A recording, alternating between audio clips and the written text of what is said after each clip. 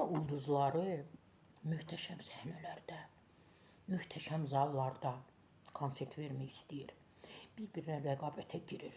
O deyir ki, yox, mən məhz orada, o deyir, yox, mən burada konsert verməliyəm. Möhtəşəm olmalıdır, alqışlar olmalıdır, izləyicilər, tamaşaçılar. Bizimkilər ancaq nə pul və həci kişi davası edir. O onun kişisini oğurlayır, bu bunun kişisini oğurlayır, o onun telefonunu alır məclisdə. Sən bilirsən ki, məsələn, mən öz show biznesdə olan bəzi arvadlardan danışıram. Sən bilirsən ki, o kişi filan kəsə pullar xərcləyir.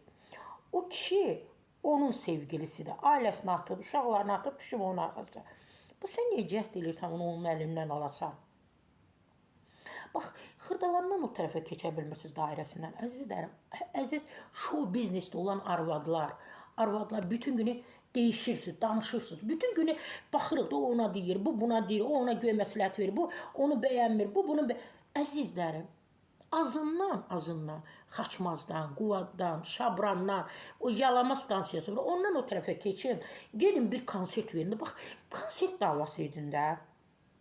Bax, rəqabət aparın ki, mən daha gözəl mahnılar yazdırdım, oxudum, mənim konsertim daha möhtəşəmdir.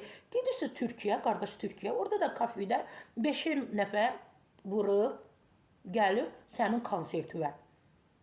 O da Azərbaycanlılardır da, vurub kefi köktü gəlib ki, onlar da ora gəlib ov ovlamağa.